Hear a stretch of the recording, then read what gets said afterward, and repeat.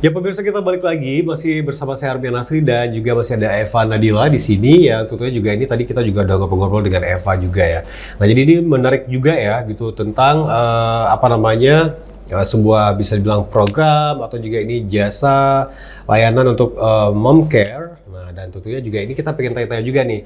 Berarti setelah memenangkan ini, nah itu juga apakah sempat jalan atau gimana sih untuk untuk praktek langsung gitu untuk layanan mom care ini gitu ya Pak? Jadi layanan mom care kami ini kami lakukan di tempat klinik gitu. Terus kami kembangkan dengan inovasi pijatan pada ibu dan bayi dengan aromaterapi. Jadi kami mementingkan kenyamanan si ibu dan bayinya tersebut. Jadi karena kami lagi jadi mahasiswa nih, jadi kadang vakum atau kami bukanya di hari libur. Sehingga terkadang kalau ada klien yang mau menghubungi kami, kami di hari libur tersebut kami lakukan. Oke, biasanya itu kalau di tempatnya di klinik di mana atau gimana sendiri atau mungkin jauh? Kami disediain juga bekerja sama dosen. Oke, ya tempatnya ada ya gitu ya, karena juga ini program ini juga hasil kerjasama dengan dosen juga ya sebagai pembimbing juga. Oke, nah terus juga kalau misalnya untuk istilahnya ke depannya gitu untuk rencana jangka panjang. Nah mungkin Nadia ini pernah dan teman-teman begitu ya. Ini kalian ada satu kelompok atau gimana sih? Satu kelompok. Satu kelompok ya. Ada 3 orang. 3 orang itu juga ada satu dosen pembimbing ya, Ibu Raudatul Nuzul. Oke. Nah dan tentunya juga ini untuk rencana jangka panjangnya, apakah ini akan mungkin ya bisa dibilang akan dijadikan bisnis kah gitu ya, atau juga mungkin ada perencanaan selanjutnya untuk misalnya pelatihan gitu ya dengan ibu-ibu gitu yang tentunya juga mereka bisa melakukan sendiri atau jangka panjang seperti apa nih? Karena ini juga bagus sekali kan, karena juga tentunya juga ini ya bisa ya mendapatkan income juga gitu ya, manfaatnya juga ini sangat bagus sekali untuk ibu dan bayinya. Nah gimana nih rencana jangka panjangnya di Tentu saja kami melanjutkan ya bisnis ini karena sangat bagus juga, karena nggak hanya untuk memberikan pelayanan pijat aja, tapi juga dapat membantu kenyamanan ibu setelah pasca melahirkan. Dan juga ini bisa jadi tempat wadah bagi mahasiswa yang ingin melakukan praktik langsung kepada klien-klien kami. Dan juga terima kasih pada Ibu Raudatul Nuzul yang udah memberikan kami bimbingan selama tim care kami ini berjalan. Gitu. Oke, nah ini juga penasaran ya, kita mungkin sharing informasi juga buat teman-teman khususnya mahasiswa yang tentunya dari ilmu kesehatan juga ya. Nah jadi tidak hanya mungkin di S1 kebidanan atau profesi bidan. Nah ini juga kalau misalnya program ini kan di tahunan ya, setiap tahun sekali ya. Nah itu juga besarannya berapa sih gitu, yang mungkin kurang lebih gitu ya. Nah terus juga yang harus kita pertanggungjawabkan, misalnya yang menjadi tugas kita ya, setelah kita menang kan kita juga pasti mendapatkan dana hibah gitu ya. Nah terus juga apa yang harus dilakukan, terus apa yang harus dilaporkan gitu. Nah jadi ini untuk menjadi ya referensi juga nih buat teman-teman lain semuanya. Terus besarannya berapa sih kurang lebih gitu? Kalau dari pendanaan P2M itu ada beberapa tahap, ada sampai 3 tahap. Jadi tahap yang pertama itu sekitar 6 juta sekian, dan tahap kedua itu 2 jutaan. Jadi dari pendanaan itu kami harus ngasih juga beberapa proposal, berapa pengeluaran yang kami gunakan untuk usaha ini. Jadi harus benar-benar uang tersebut itu kita gunakan untuk usaha kita.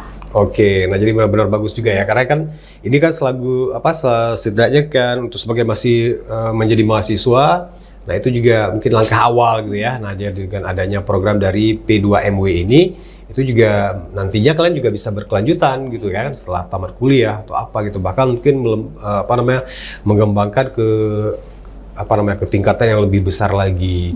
Oke, penasaran juga ya. Nah, tentunya juga ini kalau misalnya untuk menjadi seorang mahasiswi gitu ya, atau juga mahasiswa. Nah, yang pastinya juga ini, kalian kan juga kuliah padat ya. Nah, sekarang lagi fase apa sih? Ini lagi baru selesai magang di BKKBN selama sebulan. Oke, nah jadi mungkin kita tanya-tanya juga nih, karena juga salah satu keunggulan di Universitas Budaya Indonesia ini kalau terutama juga di prodi-prodi di bawah Vikes gitu ya. Nah itu kalau misalnya kalau bisa di Bikal KBN ya. Nah jadi itu misalnya untuk program magangnya sendiri, nah ini praktek apa sih yang dilakuin gitu. Nah khususnya untuk mahasiswa kebidanan ya. Nah itu mungkin beda dengan jurusan-jurusan yang lainnya gitu ya. Nah jadi kalau misalnya kalian sendiri apa sih gitu ya lebih? Jadi kami diturunkan di lapangan langsung di Balai Penyuluh.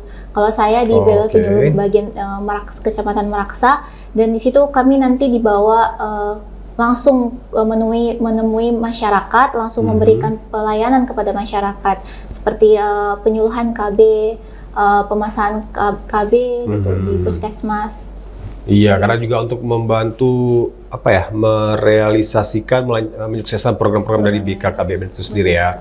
Oke, nah terus kalau misalnya menurut dari Eva sendiri ya, nah mungkin kita sedikit meluas juga. Nah itu pemahaman masyarakat gitu selama kamu praktek gitu ya. Nah jadi pemahamannya tentang misalnya untuk keluarga berencana, terus juga dari tingkat kesadaran ya misalnya untuk ya gizi supaya juga nggak ada stunting segala macam gitu ya. Nah itu sejauh mana sih kalau misalnya masyarakat khususnya di kawasan tempat Eva praktik sekarang ini gitu?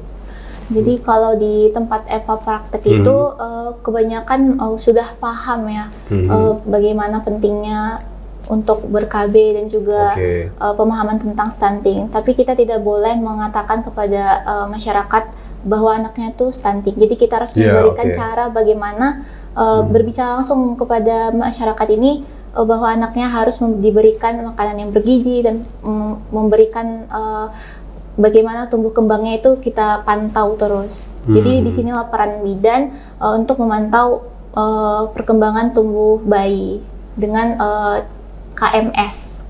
Alright. Nah, dan tentunya juga ini mungkin satu lagi ya di segmen kali ini.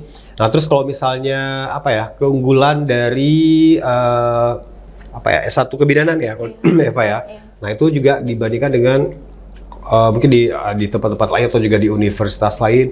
Nah meskipun juga ini juga salah satu menjadi favorit juga ya di UI ya, karena kita juga lihat animo dari mahasiswanya, dari mahasiswa reguler, non-reg sampai kelas karyawan kayak juga banyak gitu ya dari beberapa. Saya juga pernah beberapa kali gitu juga jadi dosen untuk mata kuliah umum. Nah itu juga dari luar daerah tuh banyak sekali gitu ya. Nah mungkin kita ingatin lagi nih, sekaligus juga kita masih dalam rangka juga menerima mahasiswa baru gitu ya. Nah jadi keunggulan dari S1 kebidanan ini. Nah menurut dari POV dari Eva yang pastinya juga ini sudah berapa semester ya Cindy? Udah semester 6. Udah semester 6 udah mau selesai insya Allah ya.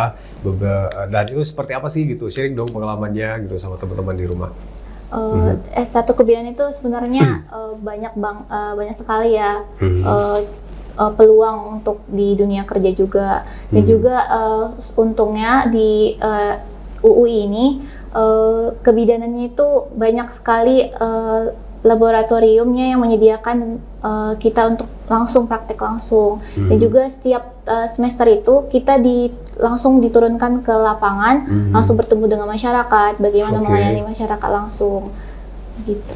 Iya, nah jadi pastinya juga apalagi untuk menjadi S1 kebidanan ini itu juga bisa bisa praktek sendiri gitu ya, benar kan? Karena juga kalau misalnya kita lihat mungkin di komplek-komplek kita itu juga harus ada ambil apalagi gitu sertifikasi atau apa gitu, legalitas izin segala macam. Kalau diploma dia harus ikut kompetensi dengan UKOM, ujian kompetensi bidan. Kalau S1 kebidanan nanti setelah kita lulus S1 kebidanan, kita ambil lagi profesi kebidanan. Iya. Nah, itu juga ada, bahkan di Universitas Budaya Indonesia ada S1 profesi bidan ya. Iya. Jadi kalau udah S1 kebidanan kita bisa lanjut ke S1 profesi bidan ya. Oke, yap. Dan jadi semuanya sudah ada di Universitas Budaya Indonesia ya. Jadi pas lulus langsung bisa insya Allah menjadi bidan profesional. Oke, pemirsa kita break dulu dan nanti kita juga lanjut lagi di sesi terakhir bersama kita berdua sini di UB Talk Show.